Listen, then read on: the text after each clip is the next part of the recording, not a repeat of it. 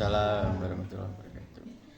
Yang terhormat Kepala Sekolah SDN Cipare beserta rekan-rekan guru yang saya banggakan, terima kasih atas waktu yang diberikan kepada saya untuk mendiseminasikan mengenai budaya positif.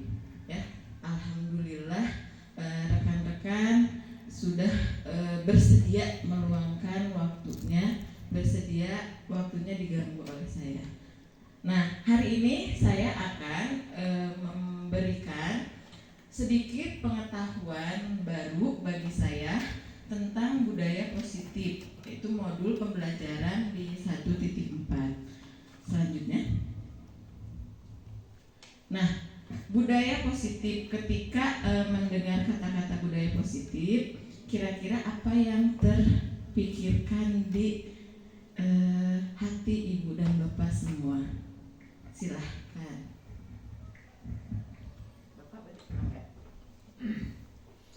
Terima kasih. Berkenaan dengan budaya positif, biasanya budaya itu biasanya kebiasaan yang bagus, kebiasaan yang menjadikan suatu contoh, suatu teladan bagi kita, terutama bagi kita selaku pendidik. Umpamanya budaya, kalau ada hubungannya dengan perilaku anak, umpamanya biasanya budaya kita, anak siswa kalau sebelum masuk ke kelas membiasakan umpamanya kalau di kita itu khususnya di kelas 5 biasanya diperiksa dulu kebersihannya, kerapian. Di samping meriksa kebersihan siswa, kita juga bisa mengecek keberadaan siswa. Apakah anak ini umpamanya berangkat ke sekolahnya itu dengan nyaman, berangkatnya dengan tenang, atau bagaimana? Kan biasanya ada kalau anak begitu berangkat ke sekolah, mungkin karena di rumah ada masalah, mungkin di rumah ada keperluan yang lain. Akibatnya begitu masuk ke sekolah itu kelihatan raut muka siswa, terusnya lagi umpamanya keadaan kondisi siswa, keadaan kebersihannya, pakaiannya. Jadi untuk itu jadi kita bisa mengetahui ini anak bagaimana nih. Nah, jadi dengan budaya positif ini kesan saya umpamanya ya, untuk khususnya untuk kelas 5, jadi membiasakan hal perilaku yang baik, hal perilaku yang bagus.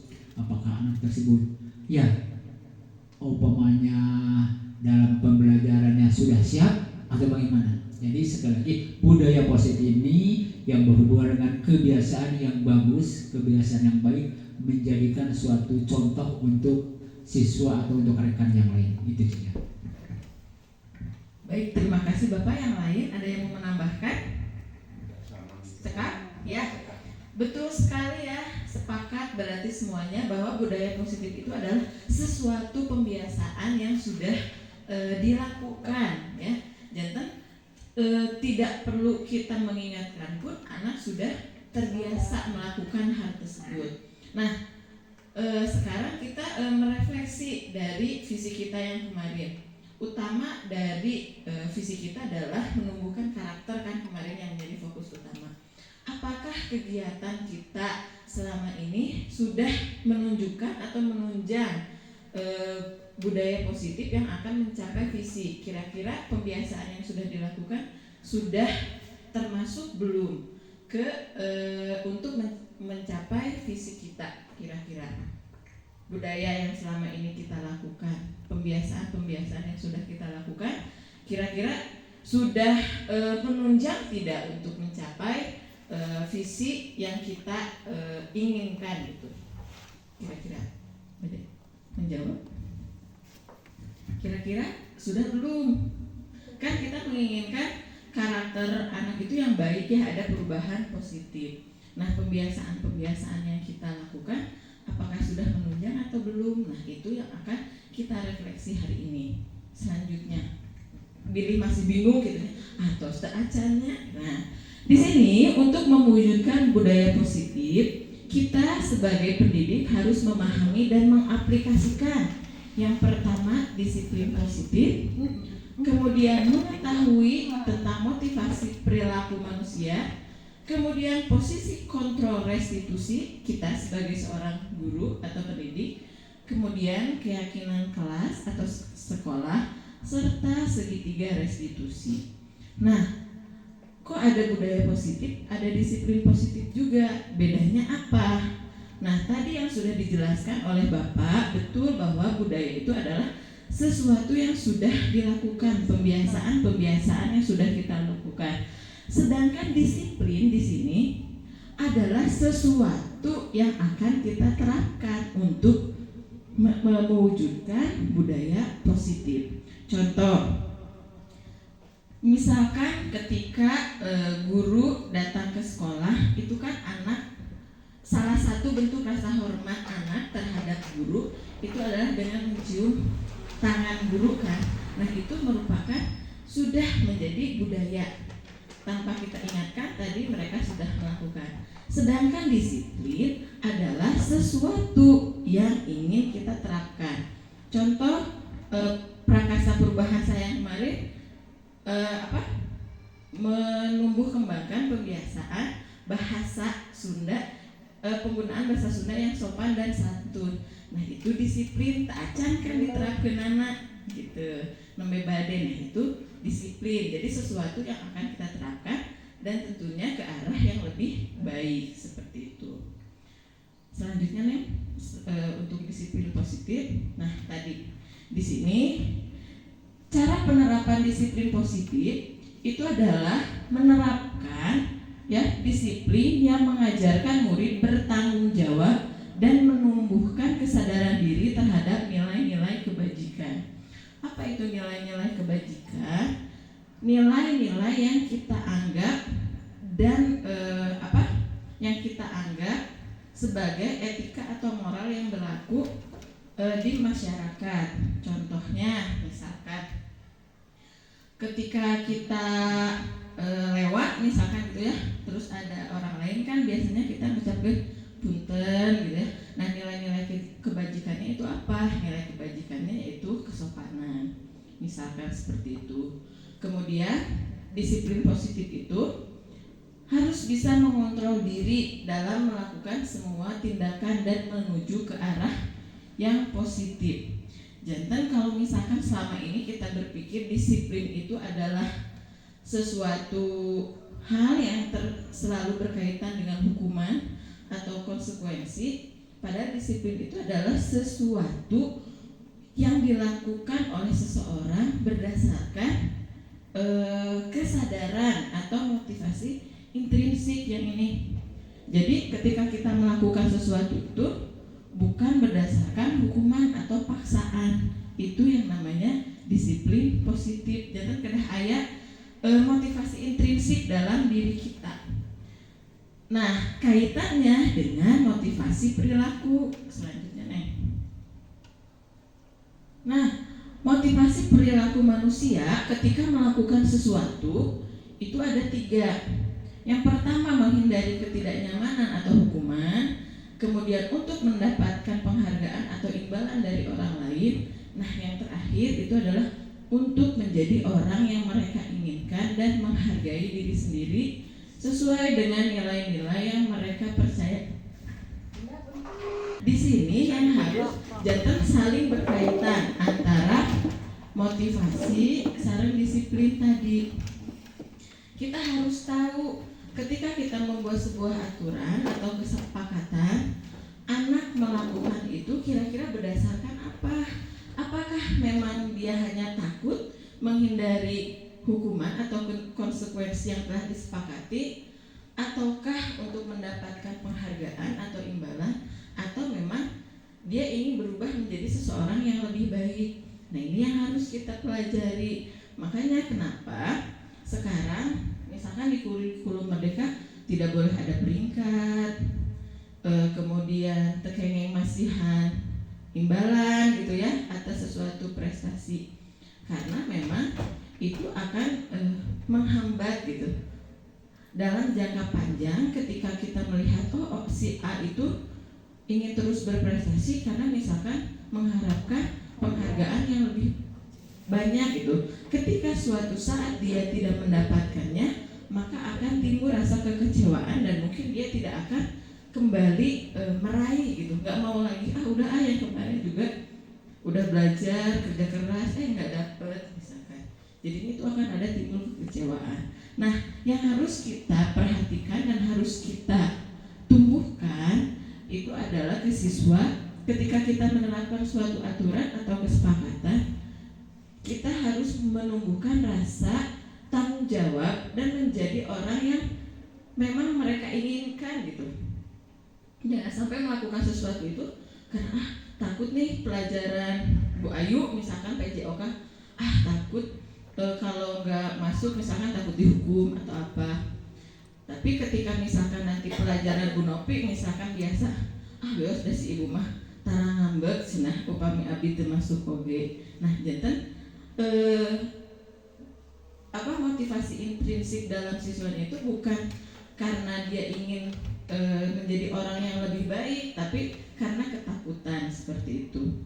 Selanjutnya, nah ini akan nyambung lagi dengan posisi kita kontrol guru. Ketika kita sudah memiliki aturan atau kesepakatan, kemudian kita akan tahu bagaimana motivasi siswa dalam melakukan kesepakatan atau aturan tadi. Ada 5 posisi kontrol guru. Yang pertama itu sebagai penghukum. Penghukum ini apa? Ketika kita sudah membuat aturan atau kesepakatan, ketika anak melanggar, ketika posisi kita sebagai penghukum, kita tidak akan mau menerima alasan apapun dari siswa. Ketika melakukan kesalahan, ya sudah, berarti harus menerima konsekuensi apapun alasannya. Itu sebagai penghukum. Pernah ayah di posisi sebagai penghukum, ibu bapak? Pernah ya, pasti termasuk saya sendiri juga pernah melakukan hal itu. Yang kedua, pembuat merasa bersalah. Nah, kalau pembuat merasa bersalah, biasanya kita sebagai guru itu lebih lembut ya menyampaikan kepada siswa. Kalau penghukum kan biasanya gini, nggak mau tahu apapun alasannya, kamu sudah melanggar aturan, harus begini berarti konsekuensinya. Nah, kalau yang pembuat merasa bersalah, biasanya kata-kata yang diucapkan itu lebih halus ya, tapi membuat anak atau murid menjadi lebih rendah diri. Contoh misalkan, apakah kamu gak kasihan ke ibu gitu ya, udah ninggalin keluarga di rumah, kamu di sekolah malah ngobrol terus misalkan. Nah, itu pembuat merasa bersalah. Anak mungkin tidak terlihat sedih atau seperti apanya, tapi ketika kita mengucapkan seperti itu, anak akan menjadi rendah diri karena merasa bersalah kan. Aduh, aku sudah membuat guru seperti ini, misalkan seperti itu. Nah, kalau sebagai teman, itu biasanya kita lebih mengajak posisi murid itu ya seperti teman, seperti biasa. Kita mengajak berdiskusi selayaknya teman lah. Ya, pasti ibu bapak juga sering kan melakukan seperti itu, melakukan pendekatan ke anak. Kamu kenapa? Seperti itu ya. Kalau ada masalah, sok ibu bantu dan lain sebagainya. Ini juga bagus sebetulnya kita lakukan sebagai guru, hanya saja ada efek negatifnya untuk jangka panjang. Ketika kita sebagai guru misalkan sedang sakit atau misalkan sedang sibuk, ternyata anak tersebut membutuhkan kita tidak bisa membantu, anak juga akan merasa kecewa. Karena kan sudah menganggap kita seperti teman ya. Berarti kan kalau teman biasanya selalu ada gitu. Mau kita sedih, senang, mau kita butuh bantuan atau enggak pasti ada. Ketika suatu saat kita tidak bisa membantu, maka dia juga akan merasa kecewa. Ternyata si bapak ini atau si ibu ini bukan teman saya lagi gitu. Nanti karakternya akan kembali lagi seperti yang semula, seperti itu. Kemudian yang selanjutnya adalah sebagai pemantau, di mana posisi ini kita hanya memantau saja perkembangan dia lebih baik atau enggak, dia melanggarnya lebih banyak atau enggak, tanpa ada usaha untuk melakukan perbaikan dari perilaku atau karakter murid tersebut. Nah, yang terakhir itu adalah sebagai manajer. Ya, sebagai manajer itu kita terangkan pointer manajernya, posisi kalau di kantor pun posisinya lumayan gitu ya. Kemudian gajinya juga besar misalkan gitu ya. Nah, kita kalau sebagai manajer kita itu bisa mengajak siswa itu untuk senantiasa memperbaiki kesalahannya. Jadi kita itu senantiasa ngajak ngobrol ke siswa, tidak ngejudge gitu ketika dia melakukan kesalahan, kamu salah. Enggak, tapi kita cari dulu alasannya apa sih dia melakukan kesalahan. Kemudian kita pantau juga nih setelah kita ajak ngobrol, dia ada perbaikan nggak sikapnya atau perilakunya.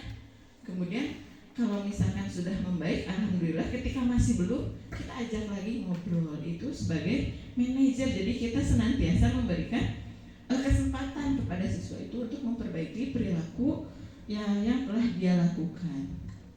Nah, ibu bapak kira-kira posisi kontrol ieu nya anu pernah atau sering ku ibu bapak dilakukan, kira-kira anu mana sih? Kira-kira penghukumkah, pembuat merasa bersalahkah, teman, pemantau, atau manajer? Kira-kira pemantau, Buin pemantau. Bunda, maunya sih manajer. Maunya manajer. Iya, maunya memang manajer, Bun. Kita juga pasti inginnya menjadi orang yang paling baik gitu ya, manajer. Tapi pada kenyataannya pasti pernah mengalami semua ya. Penghukum pernah, pembuat merasa bersalah. Sering saya mah, Bun. Ya, teman. Kelas ini mah sesuai mantau. Kelas ini mah sesuai mantau sudah. Mari diajak ngobrol tak aja Bu, kelas 1 mah iya, pemantau. Nah, paling kita juga banyak sharingnya kalau kelas bawah mungkin dengan orang tua ya, harus ada kerjasama dengan orang tua. Nah, terus kita gimana dong? Ternyata manajer kita belum nih. Ya tidak apa-apa. Berarti mulai dari sekarang kita usahakan ketika ada siswa ataupun ada murid yang melakukan sebuah kesalahan, posisikanlah diri kita sebagai manajer. Walaupun akan sulit ya, Abi nyalira 2 minggu ini berusaha gitu ya menerapkan. Terkadang memang agak sulit, tapi tidak bisa kita lakukan ya. Senantiasa harus kita proses ya. Anak aja kita berikan proses untuk berubah menjadi yang lebih baik, yang apalagi kita juga berproses. Selanjutnya nih. Nah, ini ibu bapak yang penting. Tadi kita sudah membahas tentang aturan atau kesepakatan, kemudian motivasi perilaku siswa, kemudian posisi kontrol. Nah, yang harus kita lakukan dalam menerapkan disiplin positif itu, kita membuat keyakinan kelas, di mana keyakinan kelas itu adalah aturan atau kesepakatan yang akan kita lakukan. Nah, terus gimana misalkan Bu Ayu dengan Bu Imas udah tegaduh kelas, senang kumaha? Silahkan setiap masuk ke kelas Bu bisa melakukan keyakinan pelajaran PJOK misalkan. Apa aja keyakinannya? Nah, keyakinannya itu harus berupa pernyataan universal yang mudah diingat, dipahami, dan dilaksanakan di lingkungan sekolah. Nah, kemudian selain itu, di sini juga guru kita ya harus berperan dalam mewujudkan keyakinan kelas itu dengan berdiskusi dulu dengan murid. Jangan sampai kesepakatan yang kita bikin itu bukan hasil diskusi, tapi abi guruna pokoknya di kelas genep misalkan kumaha ibu misalkan itu ya. Nah, itu tidak bisa. Kita harus sesuaikan dengan kebutuhan siswa. Seperti di kelas 6 ibu bapak ya, saya sangat kaget sekali pada saat berdiskusi tentang keyakinan kelas. ternyata mereka itu yang paling tidak disuka itu adalah dibully. Bu cenah alim tidak boleh membuli cenah gitunya. Ya sudah, ayo kita masukkan berarti. Tapi keyakinan kelas kan harus kalimatnya positif ya. Tidak boleh tidak, jangan, itu tidak boleh. Karena kan kita sedang membudayakan sesuatu yang positif. Maka kalimat yang harus kita buat juga harus dalam kalimat positif. Nah, di sana saya mencantumkan berbicara dengan baik dan sopan. Nah, namun kenyataannya anak-anaknya juga sering gitu melakukan bullying nanti. Jangan kan bingung ya, aku nggak mau, tapi mereka sendiri yang melakukan seperti itu. Nah, selama 2 minggu ini banyak evaluasi gitu ya ke anak-anak teh. Aku nggak mau, tapi kenapa? Misalkan gitu ya, dilihat teh, Bu si ini nyebatkeun nami Bapak Abi, cenah Bu, iya cenah. Sering dievaluasi ya tiap minggu. Apa yang menyebabkan ditaroskeun gitu, nah make jeung ngabuli. Ternyata ya memang ada saja gitu, api nate gitu, percikan api nate. Nya Bu da si ituna kieu heula cenah. Ada si ieu kieu heula. Ya, solusi yang saya tawarkan ke mereka gitu ya. Ya berarti kalau misalkan tidak bisa berubah, entah suatu keyakinan kelasna saudara teh dirubah tong aya eta. Tapi bude cenah teresap dibully, ya sudah berarti kita harus sadar sendiri saudara teh. Akhirnya pasti kelasnya ngadamel wah papan kesadaran abi teh, nanti ada di slide selanjutnya. Ngadamel papan kesadaran. Di sana ketika ada yang membuat kesalahan, sadar sendiri, nyimpen. Tapi orang yang dibully tidak boleh membalas. Ndak upami dibalas mah saudara teh moal berakhir teras we sapertos kitu. Ya alhamdulillah rada saminggu ayeuna mah rada aman. Tapi duka kapaeuna mah ya, karena kan kita sedang berusaha. Dan tadi kalau di kelas 6 kan sudah mulai yang sopan santun bahasa Sunda teh ya. Jantan upami nyarios ka guru teh diusahakan bahasa Sundanya yang sopan. Di kelas 6 terutama upami nyarios ka guru teh sok kieu we Bu. Upami kan kalau kita upami ya berarti sopannya.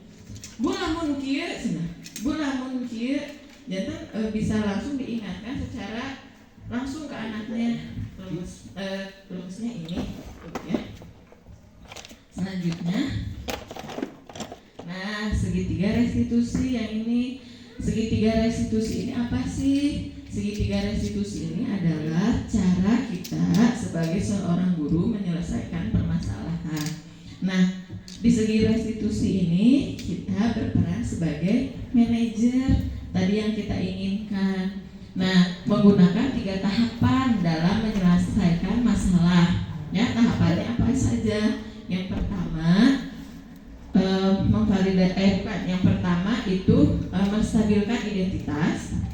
Menstabilkan identitas itu ketika anak melakukan sebuah kesalahan ya tadi, kalau kita sebagai manajer moal kieu moal ari kamu salah wae cenah bla bla bla misalkan dicarekan gitu ya.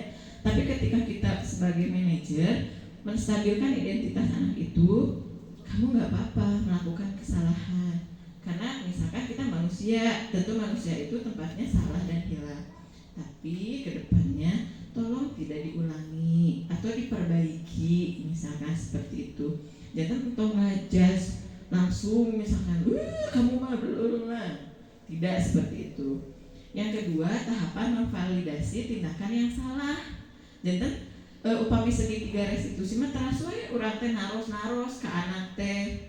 Kamu bener ngelakuin ini misalkan, harus najong si A misalkan, ya, nah makin najong si A, jangan di validasi tindakan salah itu kita berusaha tadi motivasi perilaku, tadi kenapa dia melakukan hal itu, apakah memang menghindari ketidaknyamanan, misalkan jadi di disuruh tandela gitunya, kayak kasus si Alif kemarin ya sama kakak Abi kan si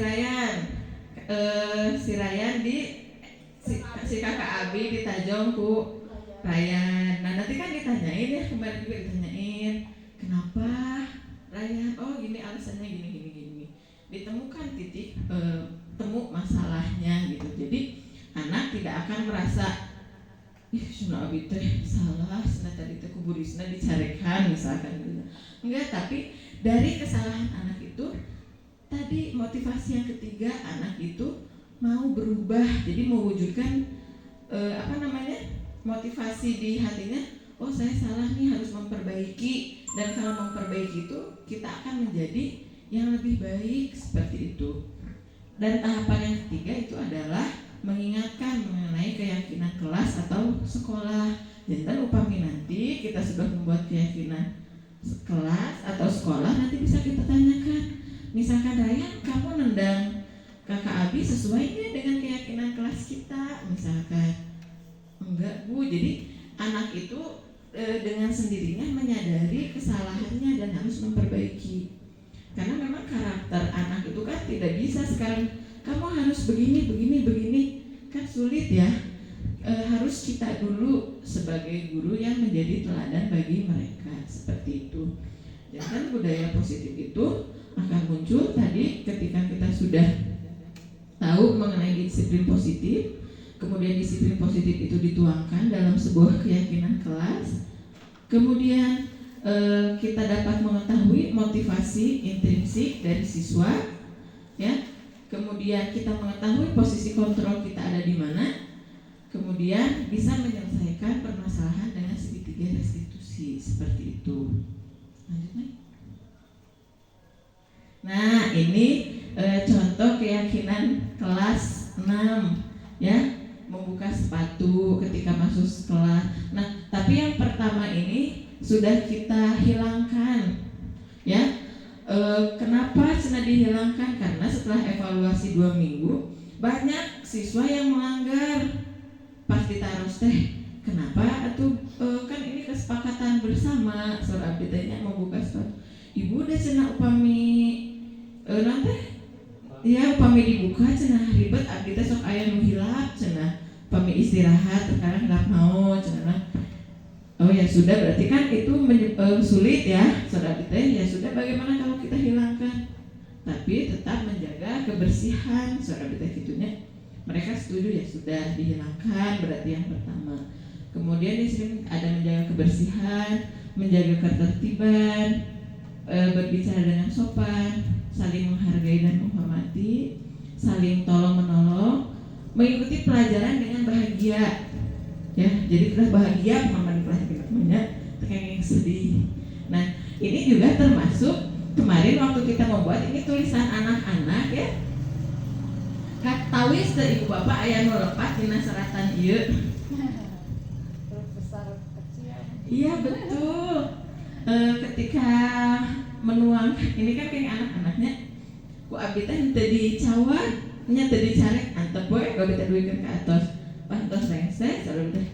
Ada yang salah nggak kira-kira sama tulisan kita, saudara teh gitunya? Tadi anak-anaknya apa coba? Itu cenah Bu, huruf kecil sama huruf besarnya lepat, cenah di tengah aya huruf besar. Iya betul, berarti anak teh sudah mulai ada rasa oh iya menyadari, kok abdi teh dicarekan.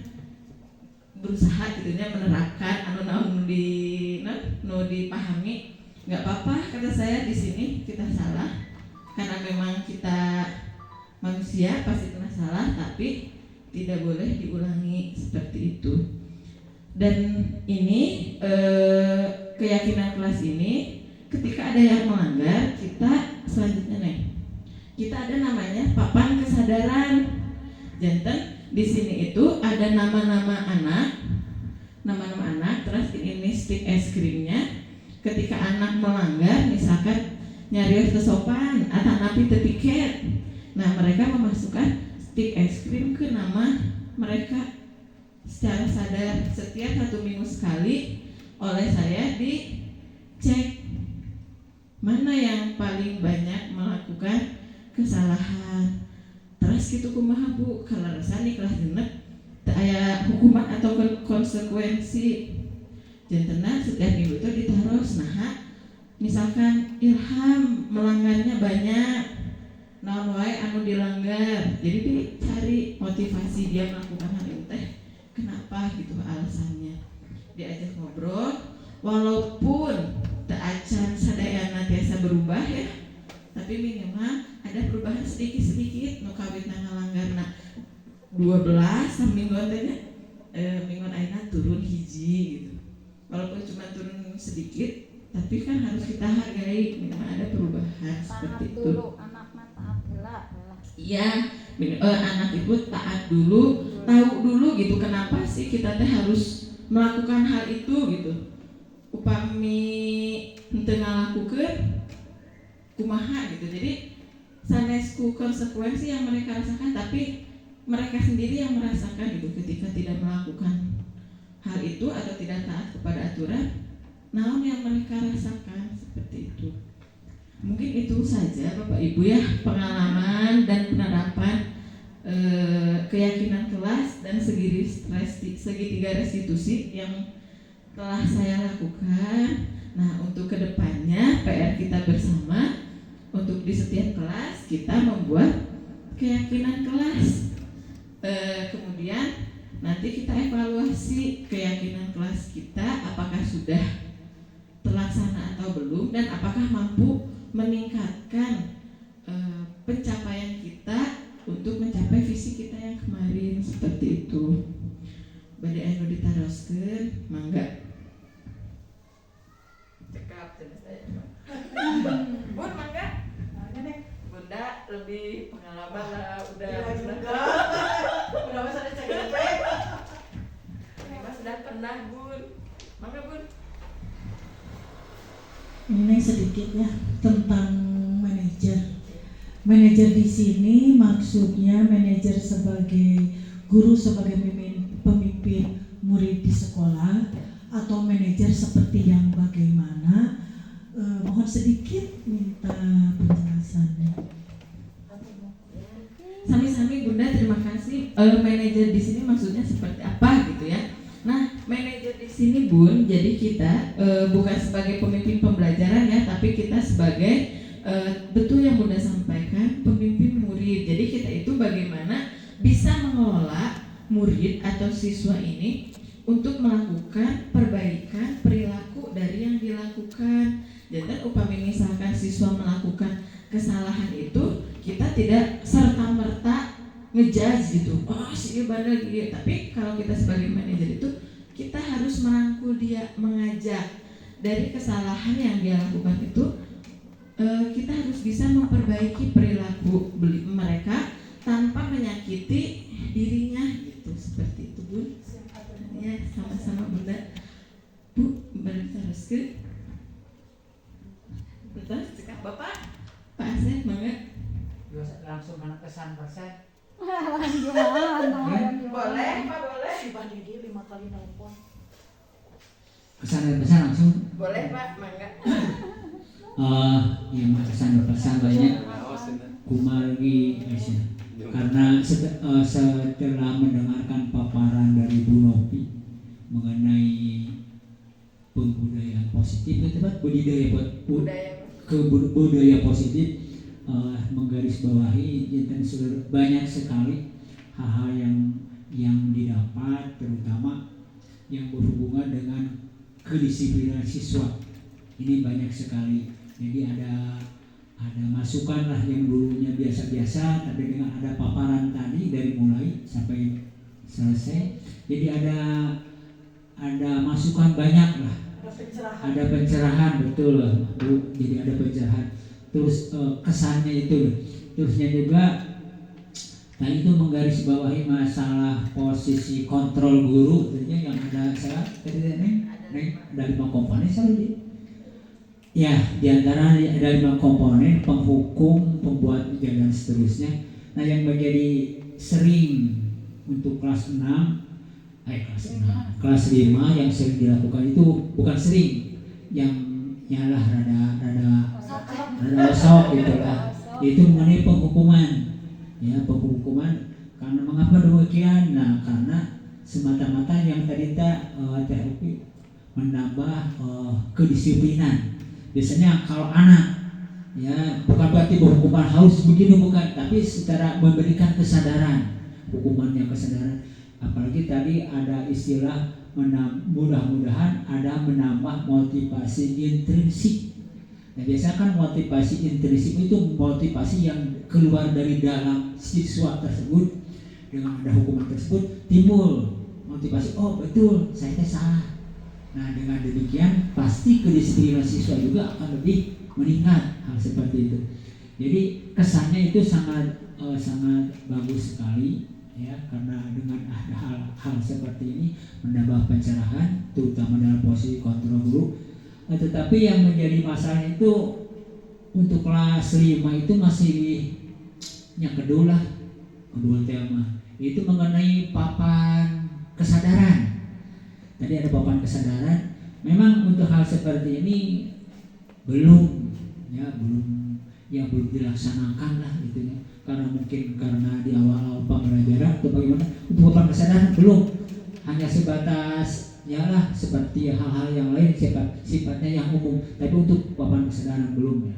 Jadi itu saja kesannya ya. Untuk pesannya ke depannya mudah-mudahan hal-hal seperti ini bisa terlaksana, khususnya di kelas 5, umumnya di sekolah kita. Itu saja, Bu Nafi, hatur nuhun.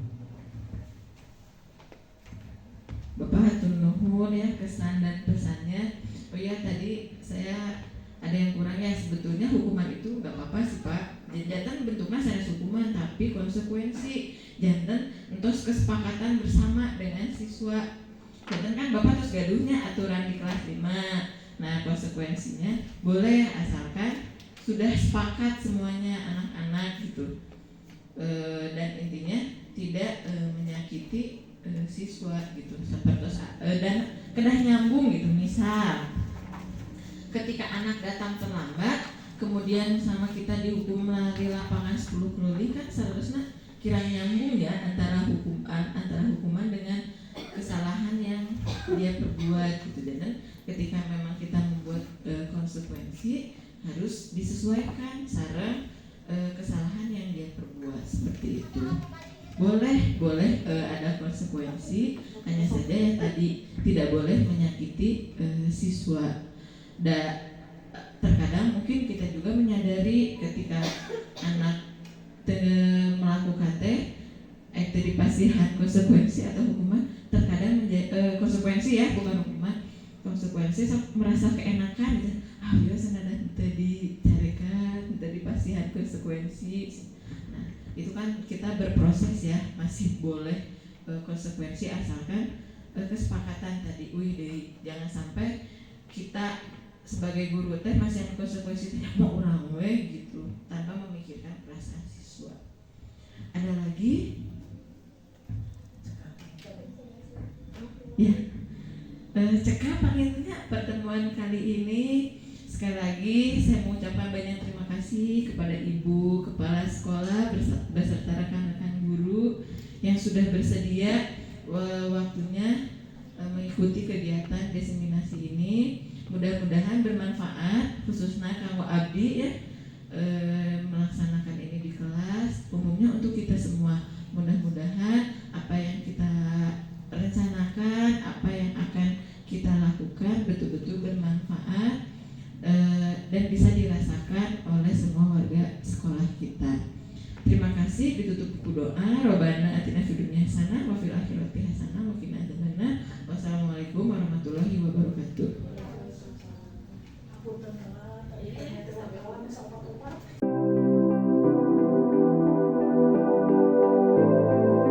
Sudah kalian ceritakan ke Ibu kemarin ya bahwa kita perlu adanya kesepakatan di dalam kelas kita agar tidak terjadi hal-hal yang tidak diinginkan.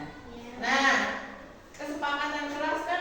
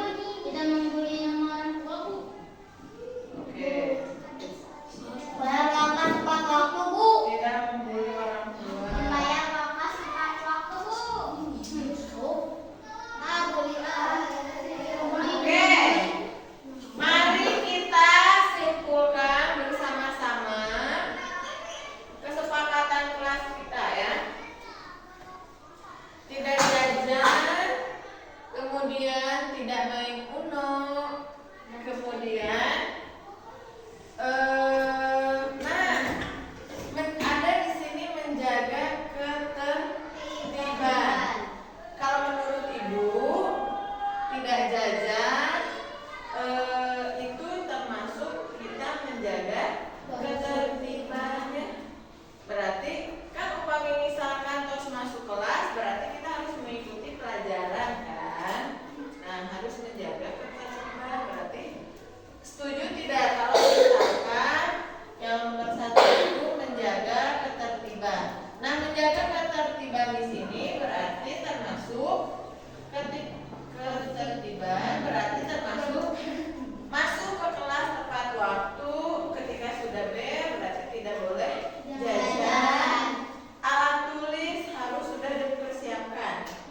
Jangan kebiasaan yang kurang baik kan biasanya kan komunitas lebetnya terkadang hilang. Aduh, tak acan ayah pulpen, tak acan ayah pensil. Nah, berarti itu harus dipersiapkan sebelum bel berbunyi. Setuju? Setuju. Kemudian harus mendengarkan yang berbicara. Ini sebetulnya masuk ke sini juga ya kalau menurut Ibu. Saling menghormati dan menghargai. Tadi ada yang menuliskan kita harus saling menghormati dan menghargai. Nah, saling menghormati dan menghargai tadinya salah satu contohnya adalah ketika ada orang yang sedang berbicara berarti harus didengarkan. Terus kalau membuli kira-kira itu menghormati tidak? Ya. Nah, berarti membuli nama orang tua, kemudian yang ini ya, jangan membuli orang lain, berarti masuk ke sini. Saling menghormati dan menghargai. Ya. Ibu pernah berpesan bahwa ketika kita memanggil nama teman kita dengan nama yang paling dia sukai itu adalah berarti nilai ibadah. Jadi upami pada memanggil teman, panggilan dengan panggilan yang dia sukai. Misal Winda senangnya dipanggilnya apa? Misalkan Winda, Fitri, Sapi, misalkan ya, gara-gara Sapi Tri, misalkan Sapi, senangnya Winda. Winda itu senang nggak? Nah, kalau enggak berarti itu sudah termasuk bully, berarti itu saling menghormati dan menghargai. Kita sudah bersikap tidak sesuai dengan kesepakatan kelas. Winda jadi senang dipanggilnya apa? Winda. Jadi panggil Winda itu dengan panggilan Winda, bukan yang lain. Ameh jantan ibadah. Ya. Putra juga kan senang dipanggilnya Putra, bukan Sapu misalkan. Gara-gara namanya Saputra jadi Sapu kan enggak. Ya.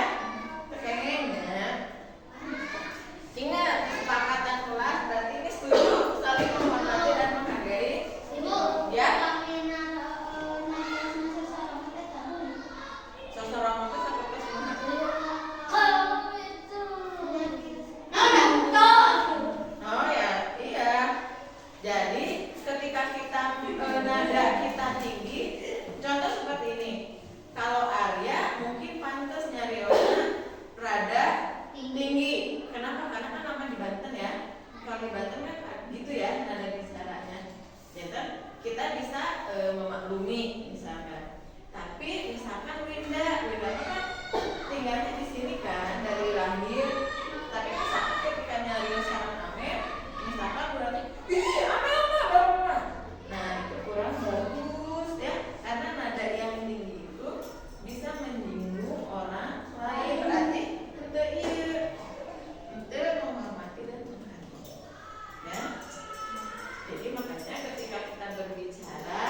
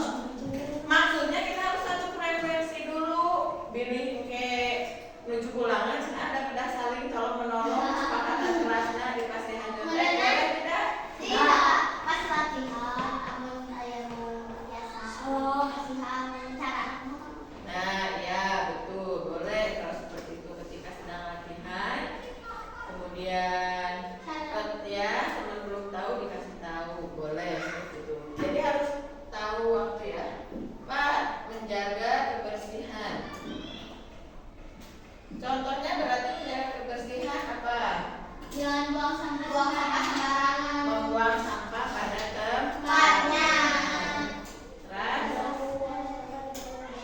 Terus tuh tipe apa ari kolong bangku tempat nyimpen sampah sana ya? Berarti upami nyimpen sampah di kolong bangku kan terus saja. Berarti tidak sesuai ya. Selanjutnya menjaga ketertiban sudah saling menghormati. Mengikuti pembelajaran dengan bahagia.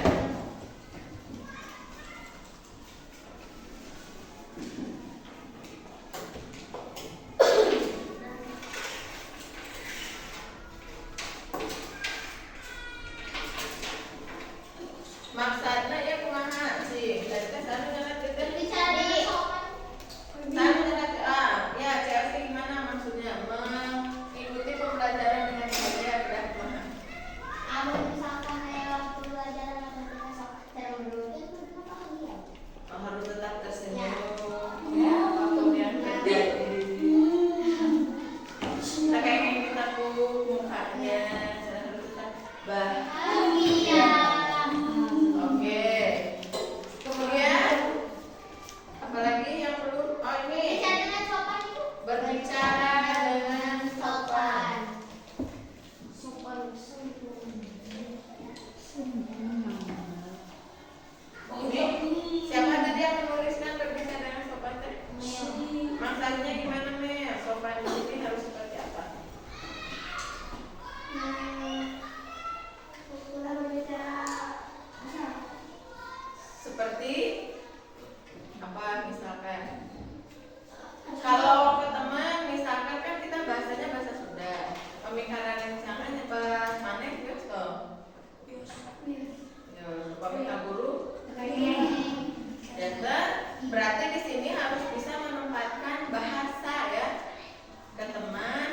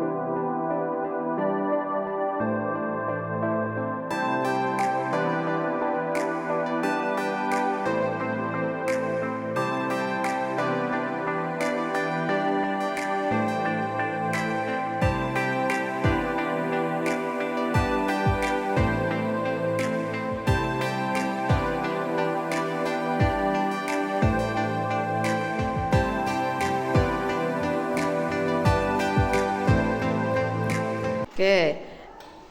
Kita kan sudah membuat kesepakatan kelas ya.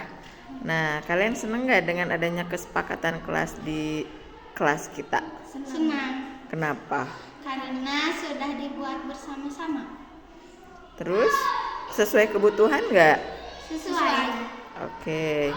Nah, di kelas kita kan dalam menjalankan kesepakatan kelas ini kita tidak ada hukuman atau konsekuensi. Nah, menurut kalian gimana? Apakah membuat misalkan ada tak aya hukuman janten wios-we tengah laksanakeun ge misalkan siga kitu teu? Tidak. Hanya kesepakatan kelas kita, jadi kita harus menghargai dan melaksanakannya bersama-sama dan menjalaninya bersama-sama.